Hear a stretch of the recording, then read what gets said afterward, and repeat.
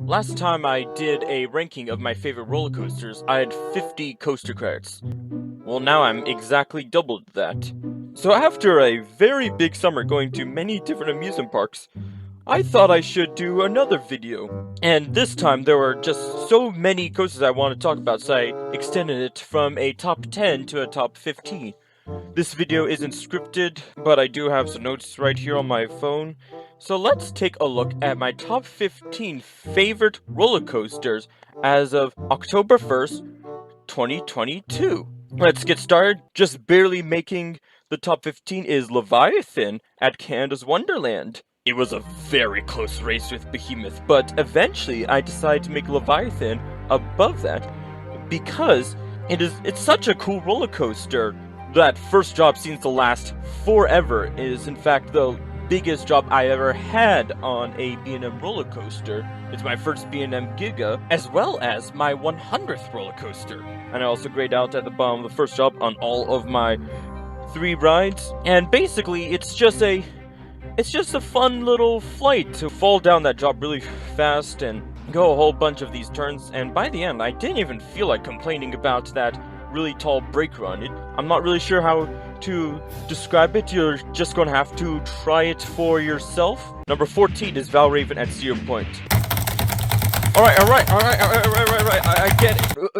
Valraven, let me explain! I did not expect Valraven to be this high on the list, but the more I rode it, the more awesome it really was. Like, seriously, this thing is so cool. It's woefully underrated, although it's with a little bit of bias since it's my first dive coaster ever by Bolliger Mapyard. But first of all, I just love the drop aspect on that holding brake. You just go at like half a mile per hour for a couple seconds and then you're dropped, and that just seems to make the drop feel that much forceful and sudden and fast. And of course I love all the inversions. That Airtime hill was also really forceful. Like, seriously, you're just pushed out of that seat like crazy. It's pure ejector. Many people don't like newer dive coasters for their vest restraints, but I actually didn't really have an issue with those. And of course, you cannot forget the positive G's all over this ride. Even that brake run is quite fun. Like, first you slow down and then you speed up while going down, then you stop really suddenly. There's just so much to like about this ride. Alright, next at number 13 we have Ravine Flyer 2 at Waldemere Park. This is the coaster that I've had the honor of riding 7 times throughout this summer in 2 different visits. Each time was absolutely fantastic. It's such a forceful ride. It's one of my favorite wooden coasters out there. My absolute favorite part is the Airtime hills after the second crossing of the bridge. Especially in the front. Those Airtime hills are fan-friggin-tastic. And of course the bridge itself, like, absolutely classic moment. You're just never going to forget that. And throughout the entire ride, you barely lose any speed. Like, wow, you go down 3 giant drops as advertised. Overall, this ride alone makes Waldemere well worth the visit. Next on my list is Intimidator 305 at King's Dominion. And starting last year, I have decided that I'd rather ride this than Flight of Fear.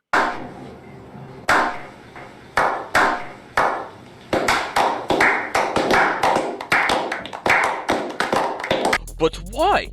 I rerode this in 2021 for the first time since my 2017 ride, and it's really starting to grow on me. I liked it a lot more, possibly because I was a more experienced coaster enthusiast. Like, what can I say about it that hasn't been said? Alright, that first turn, like, wow. Seriously, this ride is pure intensity and speed all over. As Theme Park Crazy says, you feel like a race car driver. It's just so much fun. Number 11 is Kingda Ka at Six Flags Great Adventure, and yes, once again, this is above Intimidator 305. Only one space above it though. Why? Well, I'm a sucker for launch coasters. Intimidator 305 has a really quick cable lift, I have to admit that, and it's insane around that turn, but Kingda Ka's launch, holy guacamole. That launch alone is worth the drive to Great Adventure. It is just something you just cannot miss out on. And yeah, while this coaster is kind of a one-trick pony, it's an amazing trip nonetheless.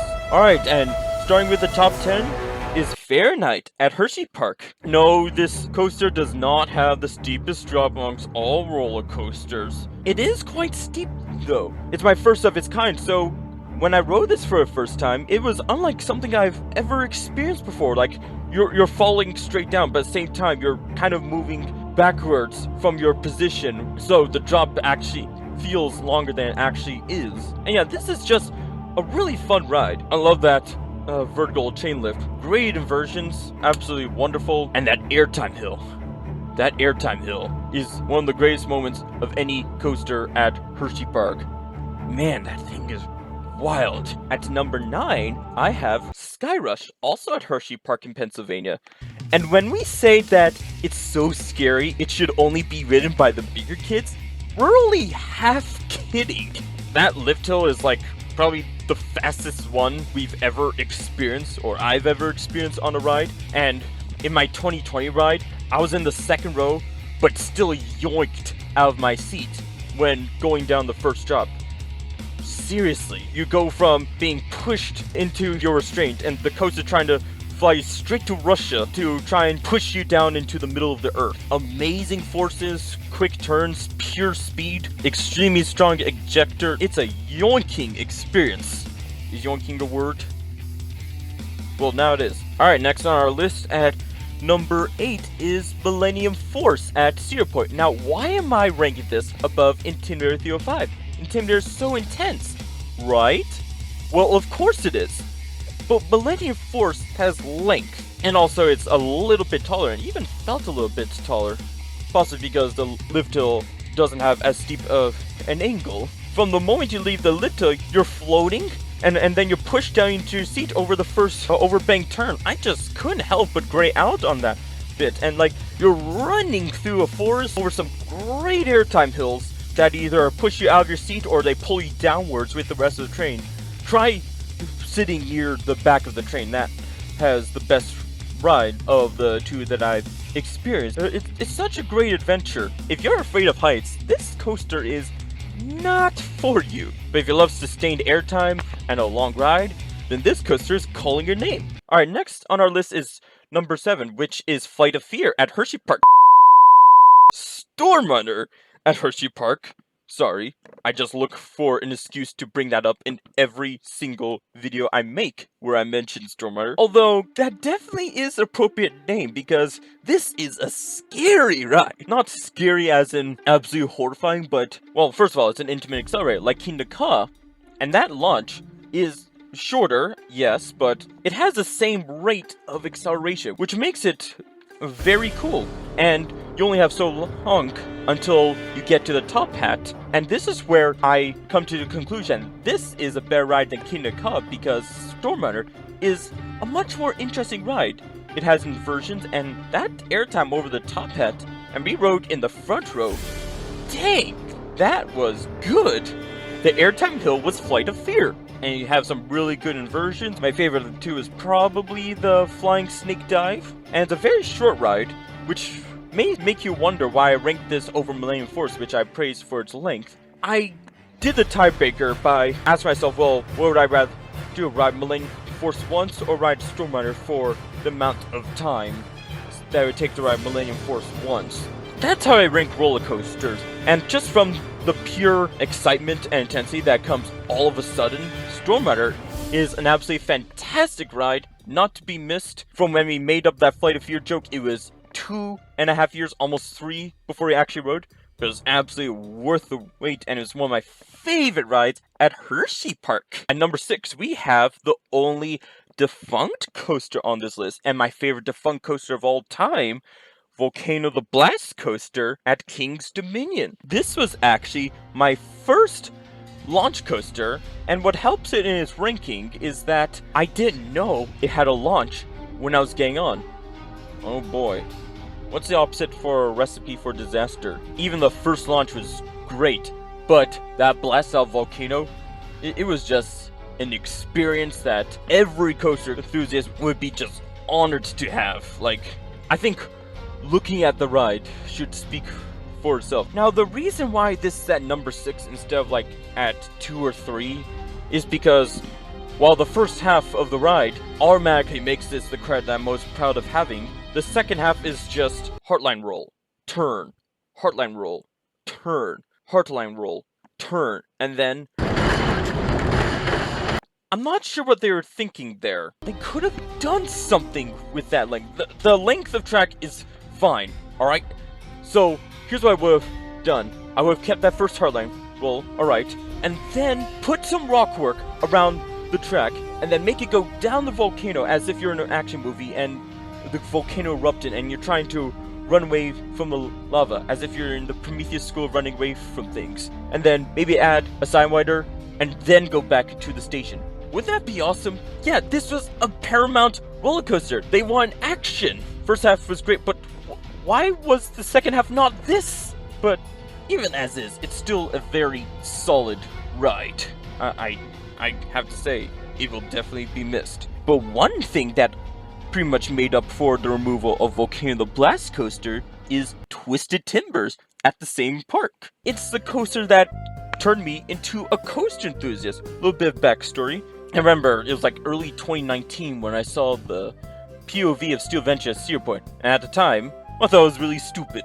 Like, seriously, what did they do to a wooden coaster? What's a steel track and it has inversions? Like, what is this? I thought the RMC coasters were too weird at the time, but when I found out there was one at King's Dominion, I thought, okay, now I'm interested.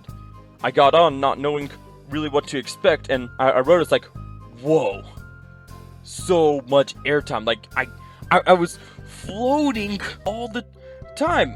Restraint was the only thing keeping me in. For a while, I could only rank this from my 2019 ride near the back. But when I was there in 2021 with Derek, we rode in the front. And that was really good. It's probably a front row ride, but you should try both rows, of course. In the front, you get more hang time on the barrel roll drop.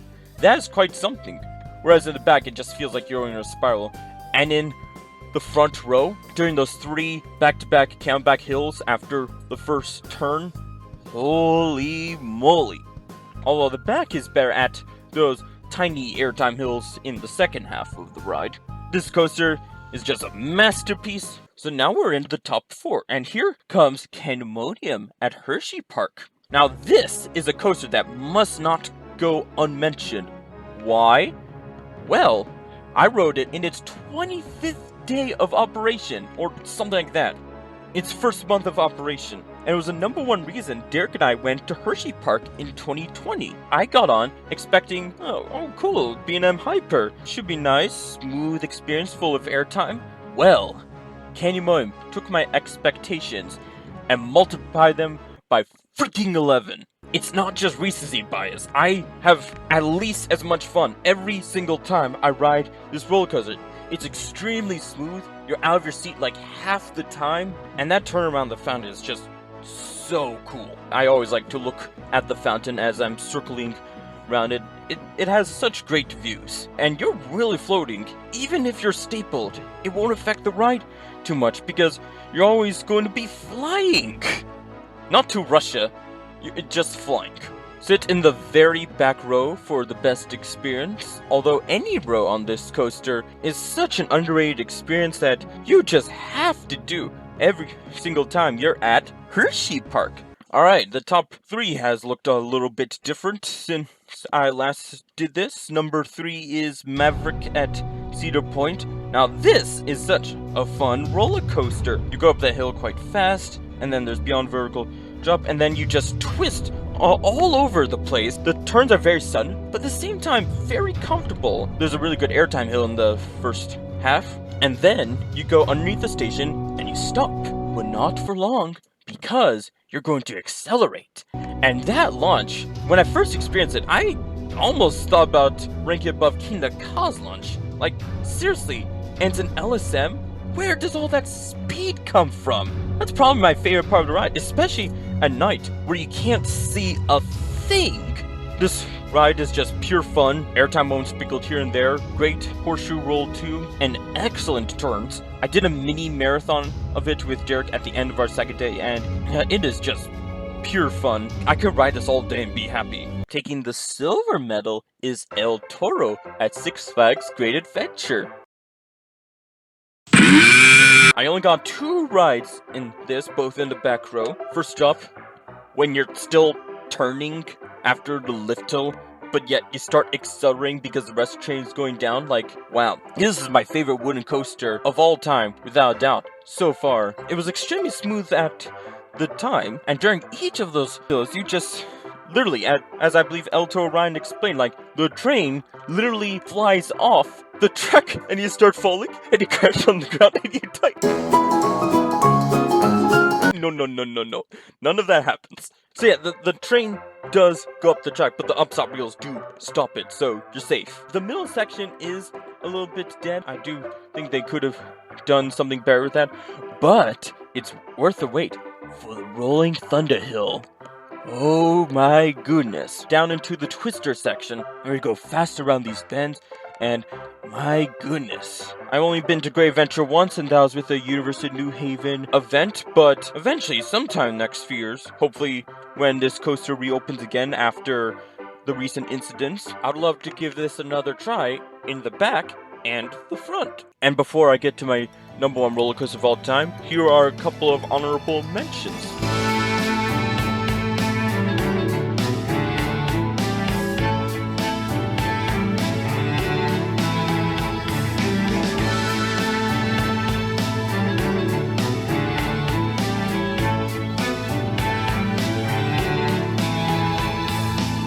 Here comes the gold medal winner, my favorite roller coaster of all time, the best of the best. And while I love all these roller coasters, none of which could compare to the ride experience of this one, you guessed it, Flight Deck at Canada's Wonderland! Woohoo! Just kidding, that thing sucked. Our real #1 pick is Mighty Canadian Mindbuster at Canada's Wonderland. Oh, come on, you know I do a couple of joke #1s. It wouldn't be a video of mine without it. You should know this by now. Actually, my favorite roller coaster of all time is Wild West Express at Adventure Park USA in Maryland. This may seem like a basic steel portable coaster on the surface, but do not be fooled. It may not have much in terms of ride experience, but it's all made up for by the wonderful sound of that chain lift.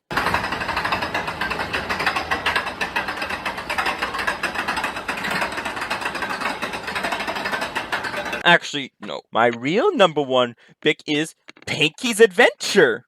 Yes! Actually, okay, here it is for real.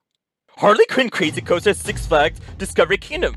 Man, this coaster is so underrated. I do not get where all the hate comes from. It was such a smooth ride, such a unique ride too.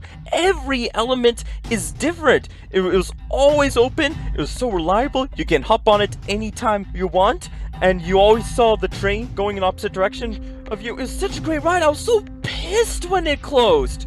Man, I actually acted well during that one. Okay, my real #1 favorite coaster is Coal Mine and Additional Scenic Ride.